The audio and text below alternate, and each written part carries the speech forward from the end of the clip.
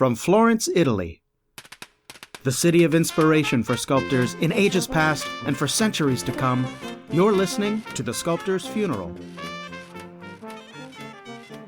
Good day to you all, and welcome back to The Sculptor's Funeral, the podcast for figurative sculptors in the literal sense. I am your host, Jason Arkles, a sculptor and art historian living and working in Florence, Italy, the cradle of the Renaissance tourism industry, where all the great sculptors are dead, and I don't feel so well myself. And today, in our last of the series of Sculptor's Funeral episodes which cover ancient Greece, we're going to talk about all the wonderful sculpture which appears during the later Hellenistic and early Roman periods, two periods which overlap quite a bit, and which sometimes are better thought of as a single transitional period between the two cultures of Greece and Rome. The sunset of Greece and the dawn of Rome are intractably linked.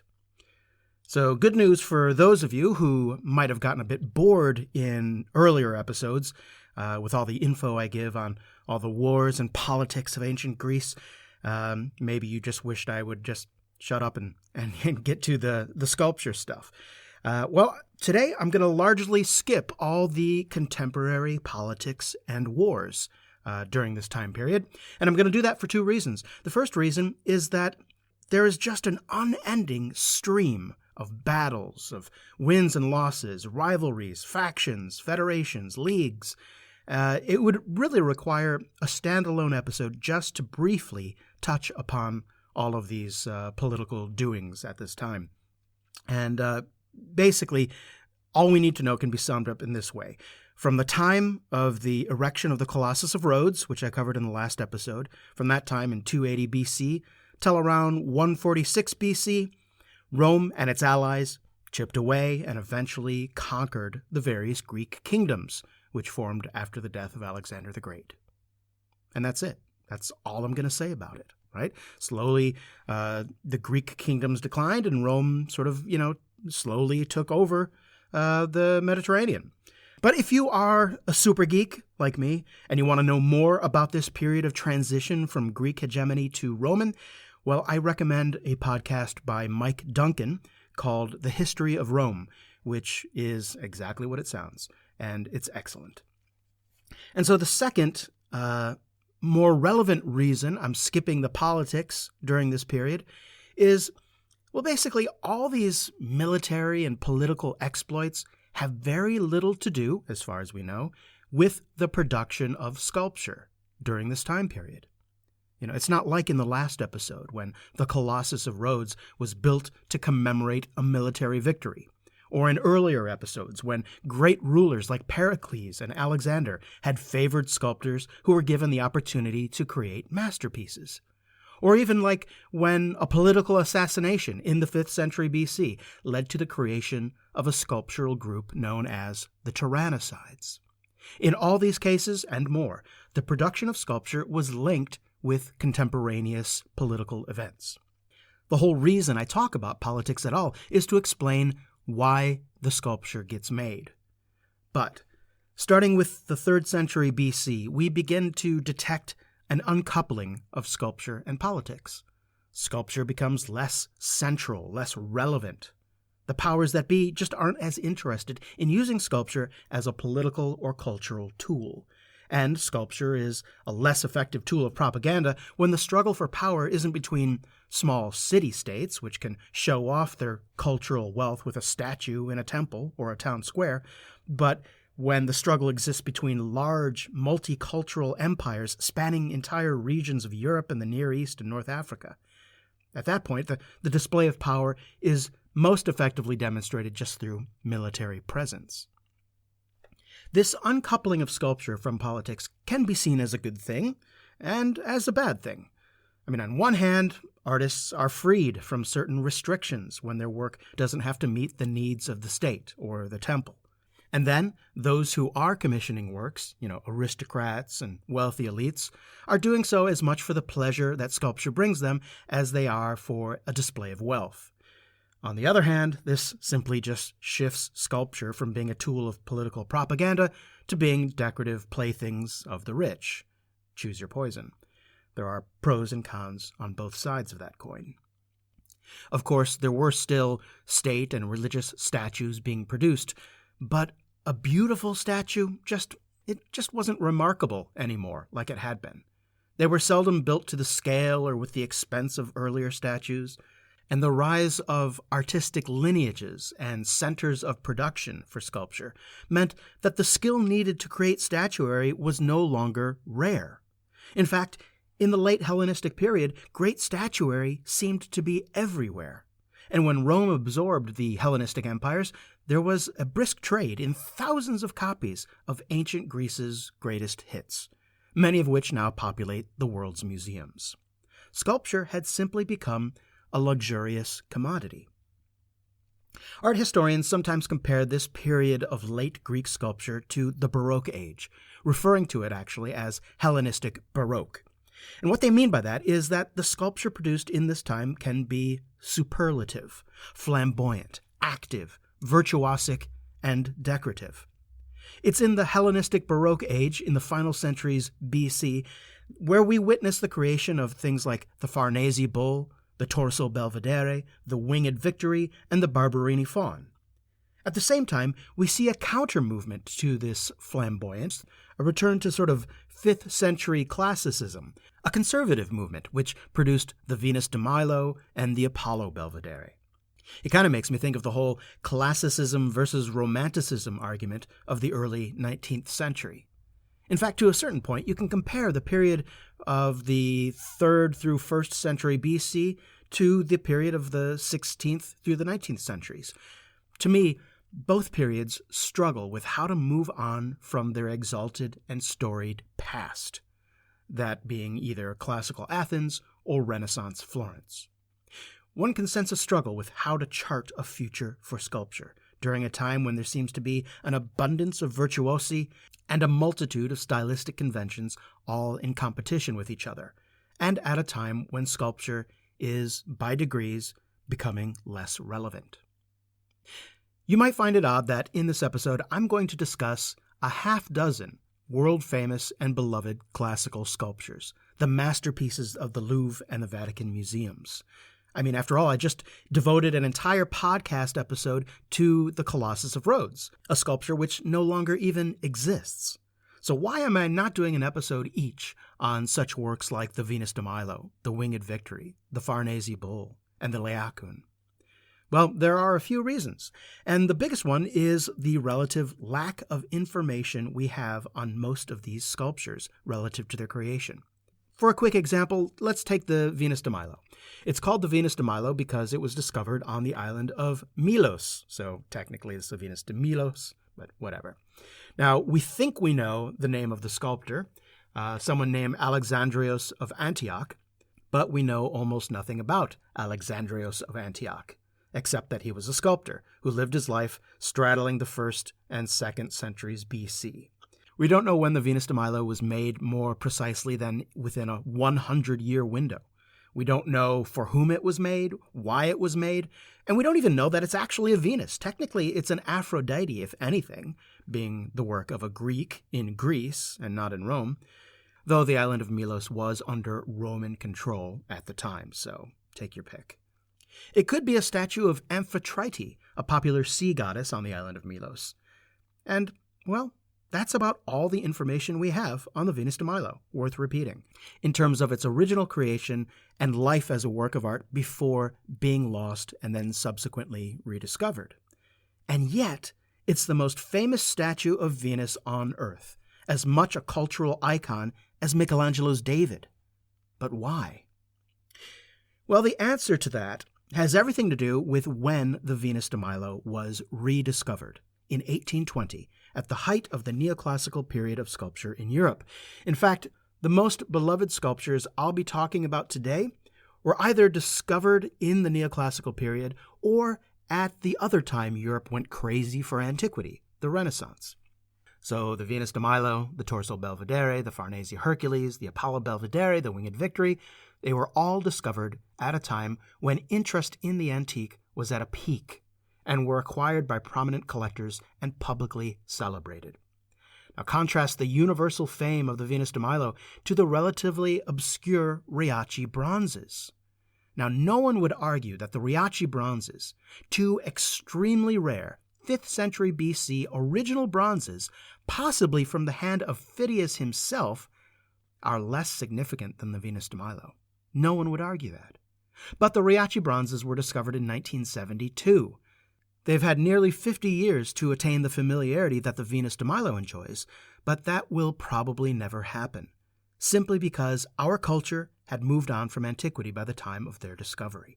Our collective cultural lack of interest in antiquity is a trend that stretches back more than a century by now, and that gulf will only widen in the future. So the real story to these sculptures has little to do with who made them and why. Essentially, their lives as we know them begin with their rediscovery, and the significant influence these sculptures have had is a power bestowed upon them centuries after they were lost and forgotten. So let's continue with the Venus de Milo. Made for reasons unknown by a sculptor practically unknown, but rediscovered in 1820. 1820, if you remember, is just 5 years after Napoleon Bonaparte's defeat at Waterloo and the end of the Napoleonic Empire. In the previous decade, Napoleon had conquered large portions of Europe, including all of what is now the nation of Italy, and when he did so, he looted the museums and palaces of Rome and Florence, and many others across Europe, in order to fill his newly created museum in the palace of the Louvre in Paris. But with Napoleon gone, France had to give the stolen treasures back. In contrast, the British Museum in 1816 had acquired the so-called Elgin marbles, ripped from the facade of the Parthenon, and with this move, the British Museum had taken the Louvre's place as the greatest hoard of stolen art in Europe. Now, one of the works the Louvre had to give back was the Medici Venus, the most significant female figure from antiquity up to that point. So the discovery of the Venus de Milo was perfect timing. The Louvre immediately bought it, which of course isn't as fun as stealing it, but the Louvre had to make do.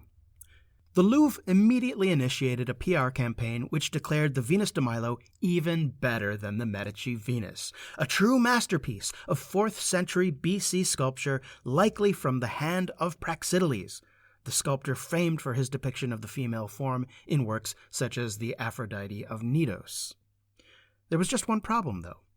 The guy who informed the Louvre that the statue was a 4th century masterpiece had only seen it by moonlight, in pieces, and presumably didn't see the piece of the part of the base which carried the statue's inscription, which plainly stated that the statue was made by Alexandrios of Antioch. So not only was the Venus de Milo made by an unknown sculptor, it couldn't have been from the 4th century BC, because Antioch, the city, was not founded until 270 BC. So although the Louvre did at first believe it had acquired a work from classical Greece from the 4th century, possibly from the hand of Praxiteles, it soon found out that they were dealing with a 1st century Hellenistic work, which was not nearly as impressive or rare. And also, it wasn't what they had been boasting about to all of Europe for the last several months in periodicals and newspapers. But did that stop the Louvre's PR campaign? It didn't even slow it down. The problem had an easy fix. All they needed to do was just misplace the part of the base with the inscription. That missing piece has never been located and is presumed destroyed. It's only a matter of luck that we know about the missing inscription at all, and we owe that, believe it or not, to the painter Jacques-Louis David. David was at that time an elderly man in exile in Brussels, but he had heard the news of the new statue and its discovery, and he had asked a former pupil, who worked in the restoration department of the Louvre, to draw him a picture of the Venus statue. This took place before the statue went on public display and before the decision was made to misplace the inscription. And so David's pupil faithfully copied the inscription into his drawing. There is other written testimony and letters which confirm the existence of the inscription, but it's only in this drawing where the exact inscription is recorded. So, the Venus de Milo became famous because the Louvre wanted it to be, to make up for their recent return of looted statuary.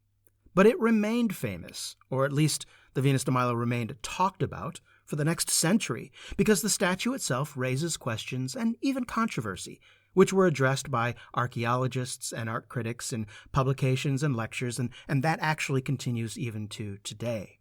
There's never been a shortage of theories about what the Venus de Milo was doing with her now missing arms.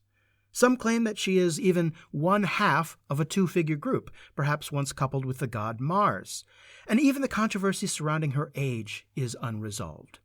Even with the documented evidence of the inscription, there is a good argument to be made that at least some of the statue could date to much earlier than the 1st century BC. The Venus de Milo is composed of two separate halves, a top and a bottom, the top being a nude torso and the bottom being draped. It wasn't broken in half, but it was actually made in two pieces, which is pretty unusual for a statue of this scale and type. Now, there is an obvious difference in the quality of the two pieces of stone that were used.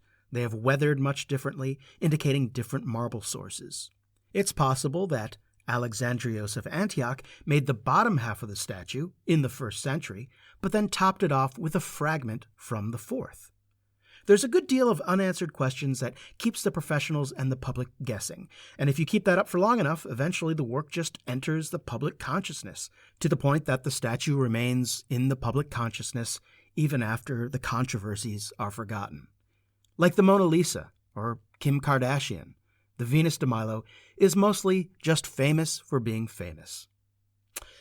And because I just drew a comparison between the Venus de Milo and Kim Kardashian, I think it's time for a break. I'll pull myself together and move on to discuss more Greco-Roman greatest hits when the sculptor's funeral continues. Well, hey there, gang. I hope everyone is doing all right and getting their vaccinations so we can all get back to some semblance of normality. I'm doing fine, and again, I want to thank those of you who reached out to say hello and to check up on me. It's an incredibly thoughtful thing to do, and I thank all of you who did so. So as I mentioned, this is the last of the series of the podcasts on the Greeks, and I'm looking forward to what's next for the podcast. And yes, it is going to continue. I know these episodes are coming out very few and far between these days. But instead of focusing on a time period or a place or an art movement in the next series of podcasts, what I'm going to do, I'm going to kick off a series of episodes about lesser-known sculptors throughout history, many of which are little known, but who, in my opinion at least, deserve to be better known. Sometimes there's just not enough info out there on these more obscure sculptures to warrant a full-length episode, so some of these episodes might be a little bit shorter. So if you've never heard of such sculptors as Franz Messerschmitt or Edmonia Lewis or Pietro Canonica, well, that's exactly why I want to do this little series, because they're worth knowing, and I think you're in for a treat. I hope you enjoy them. So keep your ears peeled for them coming up in the undetermined future. Stay safe, everyone. So another Hellenistic work that, like the Venus de Milo, gained its fame from the opinions of influential people is the Apollo Belvedere, or Apollo Belvedere in Italian. You might know that Belvedere, or Belvedere, in Italian translates to beautiful to see, Belvedere. For a long time, I assumed that the Apollo Belvedere, as well as another statue known as the Torso Belvedere, were so called because they were considered to be some of the best, if not the best, examples from antiquity. But that's actually not where the names come from. When the sculpture we call the Apollo Belvedere was rediscovered in Rome around 1489, right at the cusp of the High Renaissance, it was bought by a cardinal who would later become Pope Julius II, the same pope who would commission the Sistine Ceiling, the Moses, and other work from Michelangelo. Julius II had his personal art collection moved into a small summer palace located on the grounds of the Vatican, and that palace was named the Belvedere. So the Apollo Belvedere, as well as the Torso Belvedere, are named after where they were kept. Now, I didn't have to describe the Venus de Milo to you, as I am sure all of you can picture it in your minds already. That might not be the case with the Apollo Belvedere. I don't know. I mean, some people know it, some people don't. If you can't get to the image gallery at thesculptorsfuneral.com right now, I'll describe it to you. Basically, the Apollo Belvedere is that statue of Apollo standing with his left arm outstretched, with the remnants of a bow in his hand, and a graceful sweep of drapery in the form of a cloak running off of his back and looped around his outstretched arm. He's got a quiver of arrows on his shoulder and sandals on his feet, and otherwise he is nude, a slim and youthful version of the classical ideal, posed in a walking contrapposto. I mean, you probably know this one. Copies of this statue or the bust of this statue can be found in many museums and parks and art school, cast collections, and so on. Like the Venus De Milo, it has served in our culture as an icon of refined classical taste in contemporary culture. But who made it? We don't know. Who or what was it made for? We don't know. Some people guess that it was probably a copy of an older original bronze statue made by Laocoon, who worked for Alexander the Great, but that's just a guess. But if it is a copy of an older work, the carver who made this marble copy took some liberties, as the style of sandal that Apollo is wearing in this statue was all the fashion in Rome in the 2nd century A.D., meaning that the Apollo Belvedere just might be an original Roman work dating from, like 130 A.D. or so. Since the Apollo Belvedere was in the personal possession of the Pope since it was discovered, it wasn't widely known except by those who could gain access to the Vatican, which hadn't become a public museum at that point. So in the first few centuries of its rediscovery, it was mostly known to artists and scholars, and those who worked for the papacy or had access to it. Michelangelo sketched it. Albrecht Dürer used the graceful pose in his rendering of Adam and Eve. And of course, Bernini practically copied it for his statue of Apollo that he paired with Daphne. The Apollo and Daphne owes a lot to the Apollo Belvedere. The graceful yet dynamic pose was highly appreciated by artists because the pose could be adapted for a number of different figure types. And the dissemination of engravings of this statue made it more or less a staple pose for many artists across Europe. But that's not what really made it famous. It was known mostly by artists as being beautiful and useful, but it wasn't famous. The Apollo Belvedere would skyrocket to fame and become worshipped as the epitome of artistic achievement by the ancients only in the 18th century, thanks to one man, Johannes Joachim Winckelmann, the progenitor of neoclassical ideals and author of the game-changing treatise on art entitled Thoughts on the Imitation of Greek Works in Painting and Sculpture. It's the book that declared that the only way for artists to become great is to emulate the greatness of Greek art. And great Greek art inevitably contained noble simplicity and quiet grandeur. Now, if you've listened to previous podcasts, you've heard that phrase again and again, noble simplicity and quiet grandeur. In his treatise, Winckelmann singles out a small number of statues which he mentions as exemplars of this. The Laocoon, perhaps surprisingly, is one of them, but the Apollo Belvedere is another. From that point on, no artist's education was complete without a thorough study of the noble grandeur of the Apollo Belvedere. Decades later, when the neoclassical fetish had died down and gave way to romanticism and realism, the Apollo's reputation and regard by artists suffered a bit, and today it really isn't nearly as known as it used to be. In Kenneth Clark's book, titled Civilization, writing in the 1960s, Kenneth Clark had this to say about the Apollo Belvedere. For 400 years after it was discovered, the Apollo was the most admired piece of sculpture in the world. It was Napoleon's greatest boast to have looted it from the Vatican. Now it is completely forgotten except by the guides of coach parties, who have become the only surviving transmitters of traditional culture. Well, I think Kenneth Clark was laying it on a bit thick there, but I can imagine it was easy to be generally pessimistic about the transmission of traditional culture in the 1960s. Still, outside of the art schools and museums, you really only see the Apollo Belvedere pop up occasionally in the backgrounds of movie scenes, sort of as a signifier of aristocratic refinement and elegant taste. And for that, you can thank Winckelmann. Another influential statue, about which we know nothing, is one I just referenced, the Torso Belvedere. Now, we know so little about it that we can only refer to it as a torso, rather than even give it an identity like Hercules or Ajax, which are the two likely possibilities. It's a hulking, twice life-size, muscular fragment of a male nude, seated upon what appears to be a bit of an animal pelt. It is signed by one Apollonius, son of Nestor the Athenian, but nobody has ever heard anything else about that guy. The best guesses put the dating within a 200-year window, somewhere between the 1st century BC and the 1st century AD, but it's assumed to be a copy of an earlier bronze. We don't even know when exactly it was rediscovered, but the first inventory records of the work go back to the 1430s, when it was in the possession of a cardinal in Rome. Now, as the Renaissance progressed, the power and beauty of this fragment drew more and more attention and appreciation, and eventually it ended up in the Vatican collection in the 1530s. But before that, the torso had become known to artists through an engraving made in 1515.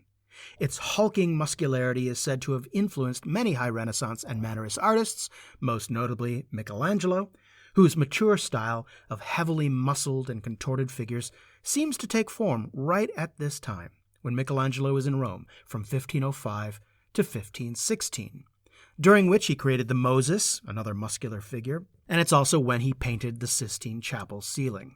Years later, when Michelangelo painted his Last Judgment in that same chapel, it seems obvious to many that his figure of Saint Bartholomew takes its inspiration directly from the Torso Belvedere. Michelangelo himself apparently expressed great admiration for this fragmented marble, and for a few centuries the Belvedere torso had a nickname. It was known as the School of Michelangelo. Despite how little we know about it, and despite that there's no head or arms or legs below the knees, the Torso Belvedere, in my mind at least, is much more deserving of what notoriety it still has today than the last two sculptures I've mentioned, the Venus De Milo and the Apollo Belvedere. The torso didn't need to gain fame via a PR push from a museum or because it matched the taste of an influential art critic. It gained its fame from nothing more than its own merit. It's a hugely impressive work when you're standing in front of it. What remains of this colossal remnant is so impressively composed and carved, it's both a delight and a frustration to try to imagine what the rest of the sculpture must have looked like. And what remains of this figure, the torso and the thighs, the way in which it's broken, it seems to exhibit a complete composition unto itself. The idea of creating a torso or fragment of a figure as a finished work of art, that's a fairly new idea to sculpture, going back only as far as Rodin.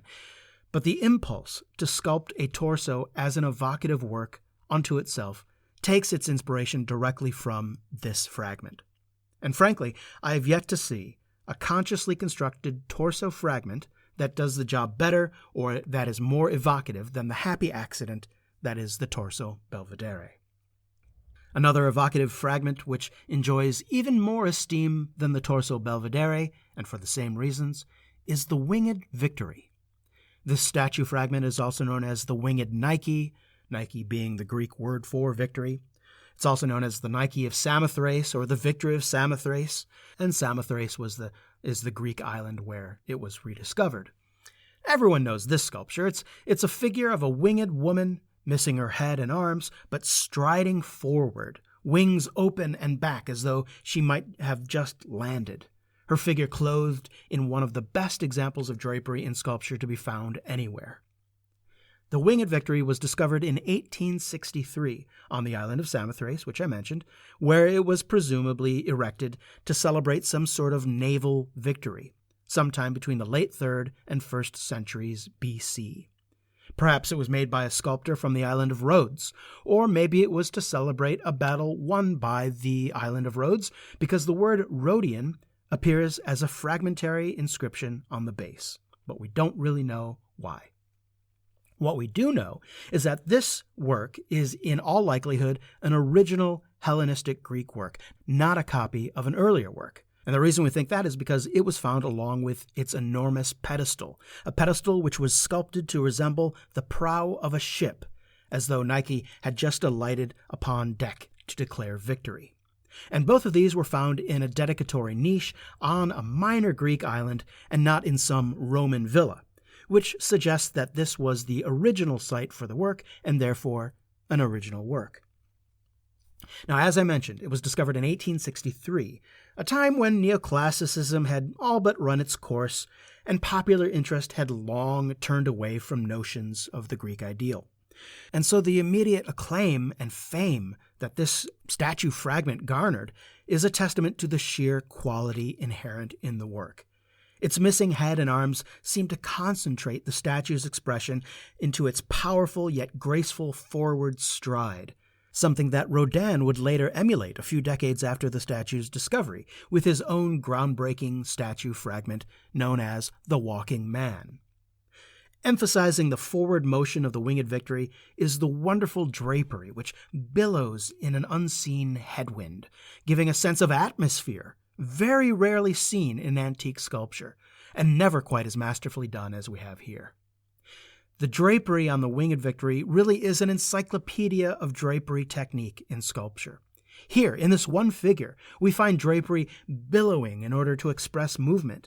We see how drapery can be used to reveal the active parts of the figure underneath, like the thrusting leg, and conceal the static parts, like the weight-bearing leg, and all this is in order to achieve a greater sense of motion.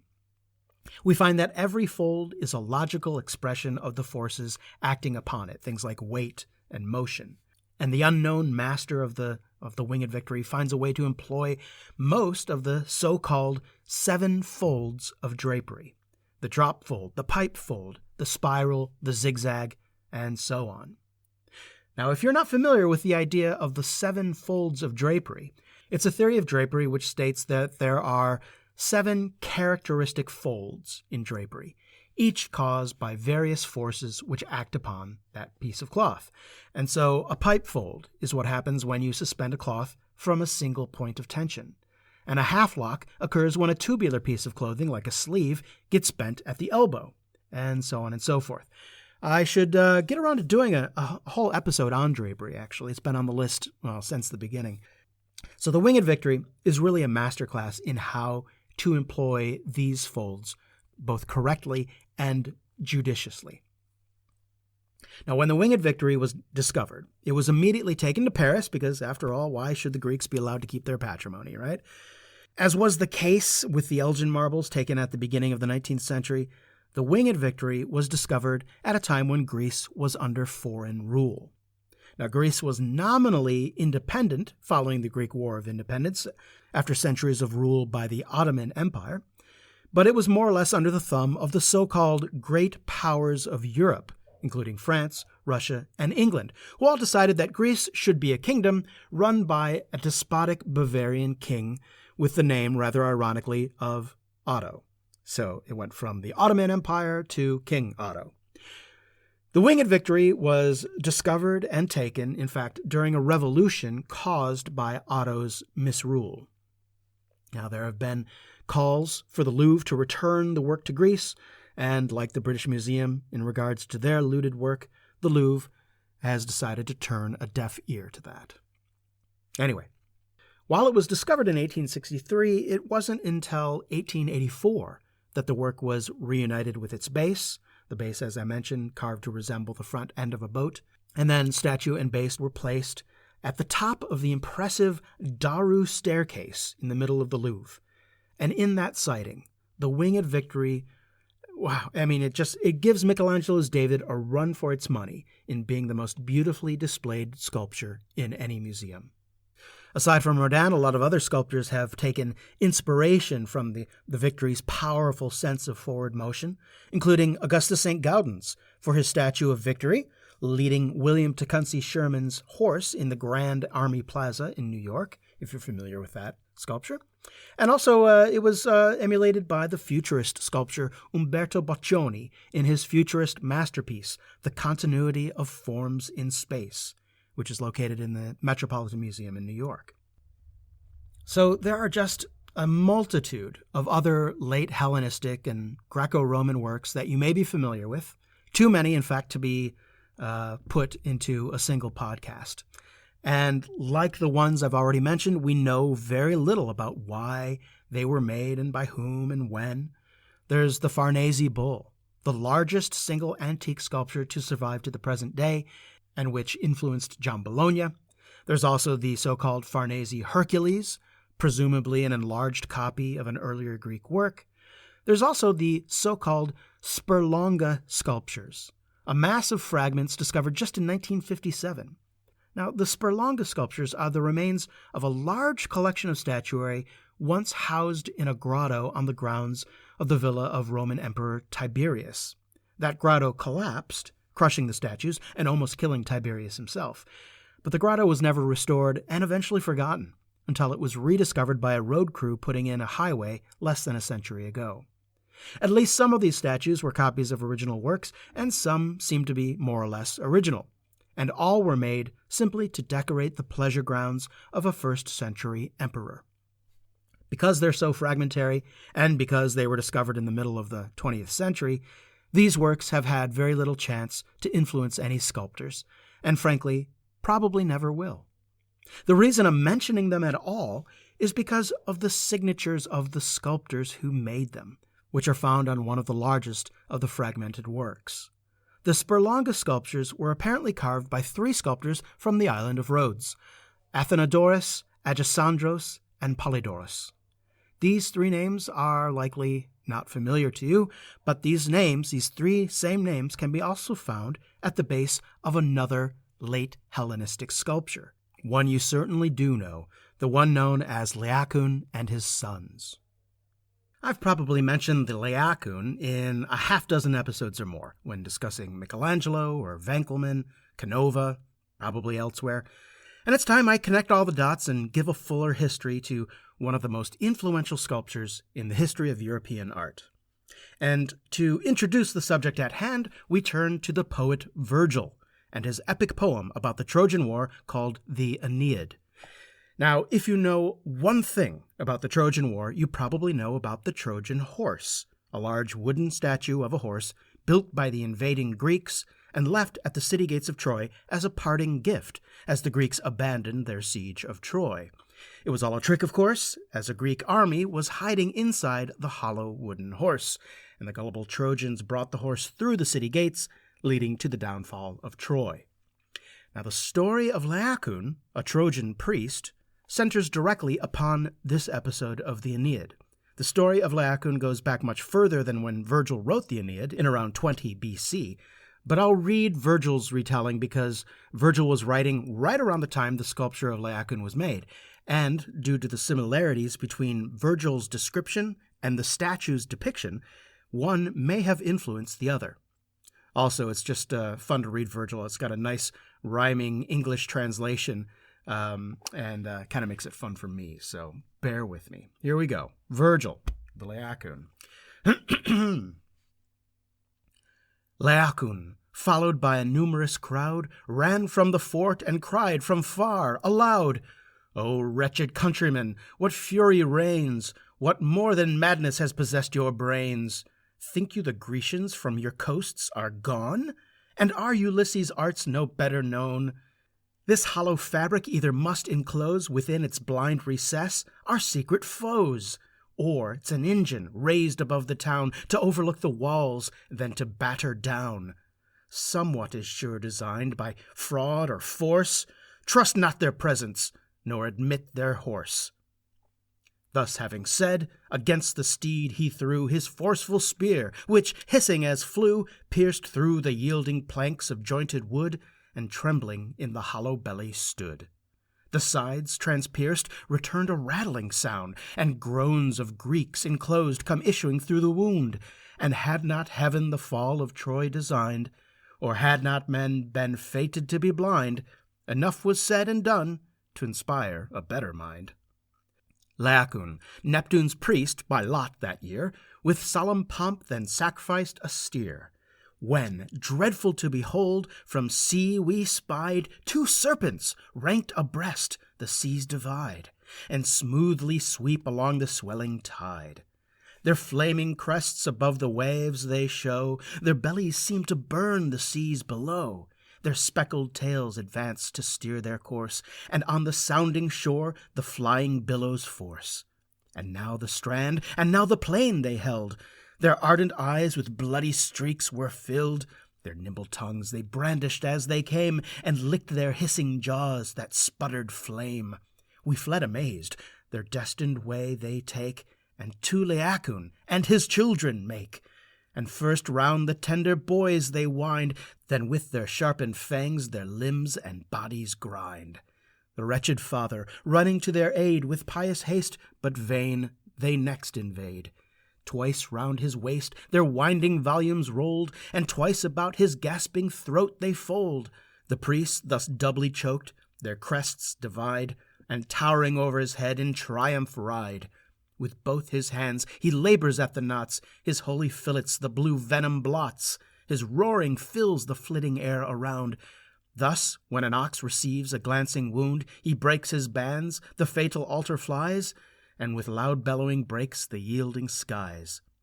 Their tasks performed, the serpents quit their prey, and to the tower of Pallas make their way. Couched at her feet, they lie protected there by her large buckler and protended spear. Amazement seizes all. The general cry proclaims Laocoon justly doomed to die. So there you have it. Laocoon tried to warn the Trojans about the horse to no avail. And to make matters worse, the patron god of the Athenians, Pallas Athena, sends 2 sea serpents to destroy Laocoon and his sons. Virgil's passage here may well be the source material for the statue, but there's also the chance that the statue inspired Virgil's retelling of the story. This episode is also the source for the proverb, "Beware of Greeks bearing gifts." So, questions. For whom was the statue of Laocoon and his sons made? For someone wealthy, obviously, possibly a member of the Roman imperial family. In any event, by the time Pliny the Elder was writing his natural history in the middle of the 1st century AD, the statue was located in the palace of the Emperor Titus, where Pliny had seen it personally. He mentions the statue in passing in his natural history when he is discussing the fact that several famous works of art were collaborations between artists. Pliny writes, "In the case of several works of very great excellence, the number of artists that have been engaged upon them has proved a considerable obstacle to the fame of each, no individual being able to engross the whole of the credit, and it being impossible to award it in due proportion to the names of the several artists combined. Such is the case with the Laocoon, for example, in the palace of the Emperor Titus, a work that may be looked upon as preferable to any other production of the art of painting or bronze statuary. It is sculptured from a single block, both the main figure as well as the children and the serpents with their marvelous folds. This group was made in concert by 3 most eminent artists, Agisander, Polydorus, and Athenodorus, natives of Rhodes." And for over 1,000 years, that quote from Pliny was literally all the world knew about the statue of Laocoon. It wasn't rediscovered until 1506, but its discovery and attribution were recorded in the memoirs of the son of Giuliano da San Gallo. Now, Giuliano da San Gallo was a Florentine architect at the court of Pope Julius in Rome, and his son, Francesco da San Gallo, was an 11-year-old boy at the time, but he remembered that day very vividly, and here's what he had to say about the discovery. He writes, "The first time I was in Rome, when I was very young, the Pope was told about the discovery of some very beautiful statues in a vineyard near Santa Maria Maggiore. The Pope ordered one of his officers to run and tell Giuliano da San Gallo to go and see them, so he set off immediately. Since Michelangelo Buonarroti was always to be found at our house, my father having summoned him and having assigned him the commission of the Pope's tomb, my father wanted him to come along too. I joined up with my father, and off we went. I climbed down to where the statues were, when immediately my father said, 'That is the Laocoon, which Pliny mentions.' Then they dug the hole wider so they could pull the statue out. And as soon as it was visible, everyone started to draw, all the while discussing on ancient things, chatting as well about the ones in Florence." So Francesco da San Gallo says that as soon as the Laocoon was visible, everyone started to draw. And we artists haven't stopped drawing the Laocoon since. The statue became one of the most celebrated works of all time and became the initial object as well as the centerpiece of what was to become the Vatican museums. The overblown musculature, the twisted pose, the emotive facial expression, all of this was something not before seen in Greek work by the artists of the Renaissance. And its discovery greatly expanded the scope of what people thought Greek sculpture could be. This expanded definition of the antique effectively gave permission for the likes of Michelangelo to emulate these new motifs of powerful musculature and the dynamic, contorted poses. Michelangelo's explorations of these themes, in turn, were emulated by the Mannerists, and that was eventually transformed into the baroque idiom by Bernini. Now, it's interesting that while Michelangelo and others were captivated by the statue's emotion and energy, the Laocoon captivated the art critic Johannes Winckelmann for exactly opposite reasons. Winckelmann saw in the Laocoon not extreme emotion, but the subdued suffering of a man who was, to the end, in control of his passions. Here's Winckelmann. The general and most distinctive characteristics of the Greek masterpieces are, finally, a noble simplicity and quiet grandeur, both in posture and expression. Just as the depths of the sea always remain calm, however much the surface may rage, so does the expression of the figures of the Greeks reveal a great and composed soul, even in the midst of passion. Such a soul is reflected in the face of Laocoon, and not in the face alone, despite his violent suffering. The pain is revealed in all the muscles and sinews of his body, and we ourselves can almost feel it as we observe the painful contraction of the abdomen alone, without regarding the face or other parts of the body. This pain, however, expresses itself with no sign of rage in his face or in his entire bearing. He emits no terrible screams, for the opening of his mouth does not permit it. It is rather an anxious and troubled sighing. The physical pain and the nobility of soul are distributed with equal strength over the entire body, and are, as it were, held in balance with one another. Laocoon suffers, and his pain touches our very souls, but we wish that we could bear misery like this great man. All movements and poses of Greek figures not marked by such traits of wisdom, but instead by passion and violence, were the result of an error of conception, which the ancient artists called parenthesis. The portrayal of suffering alone in Laocoon would have been parenthesis. Therefore, the artist, in order to unite the distinctive and the noble qualities of soul, showed him in an action that was closest to a state of tranquility for one in such pain. So there you go. For some, like Michelangelo, the Laocoon is a masterclass in dynamism, and for others, like Winckelmann, it's a lesson in restraint. It would seem as though the Laocoon is just one of those statues that is many things to many people. And, we can really say that about Greek sculpture generally. I mean, the entire history of sculpture in Europe, since the Greeks, can be seen as a history of how sculptors have reacted to the Greeks, either emulating it, contradicting it, refuting it, or worshipping it. It's only in the last century, perhaps really in the last 2 generations or so, that we, as figurative sculptors and as a culture, have largely freed ourselves from the allure of the Greeks. Sure, we still may learn to draw by copying casts of the Laocoon and the Venus De Milo, and some of the ruling classes will still choose to display their wealth and class consciousness through copies of antique statuary. But I think, by and large, we've gotten over it. We no longer try to understand Greek sculpture like we used to. We no longer teach our children Greek mythology as a matter of course, or study classical languages and literature. And that cycle of disinterest and ignorance is self-reinforcing. I mean, what is the point of emulation of the Greeks today when our common culture can only see that as an anachronism? While that may sound like I'm being pretty negative, and might sound as though I long for a return to the classics, that's actually not the case, not at all.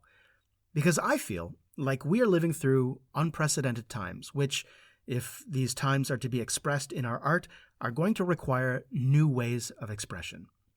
And I know every generation thinks that they're dealing with unprecedented times, and in fact, every generation does. But we are the first generations that must deal with the real possibility of global climate collapse, with microplastics polluting everything from the oceans to our own bloodstreams, and with corporations wielding the power once reserved for nations or religions. Never has a culture had so much access to information and knowledge as ours, nor has been so inundated with propaganda and misinformation. Now, these are not issues about which the Greeks or really anyone else in the past can provide any specific insight. Emulation of the Greeks, as Winckelmann and others would have us do, will not help us tell the stories of our time to our own people.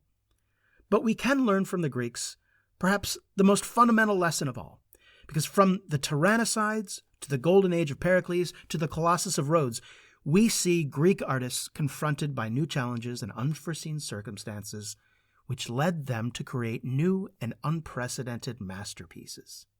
Perhaps the greatest lesson the Greeks can teach us now is simply how difficult it is, but how essential it is to create work which speaks to our own experience. And that is well worth emulating.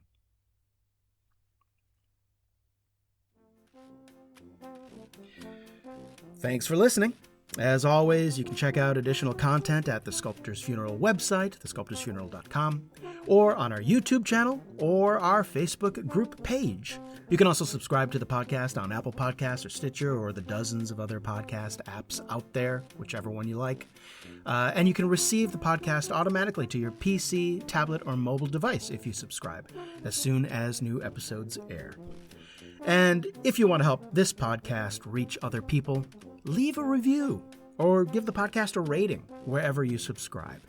Also, as always, at the sculptorsfuneral.com website, you can stream the complete archives of the show, all 88 episodes. You can check out the image galleries for this and other episodes, and you can support the podcast by buying some Sculptor's Funeral merch or by making a donation.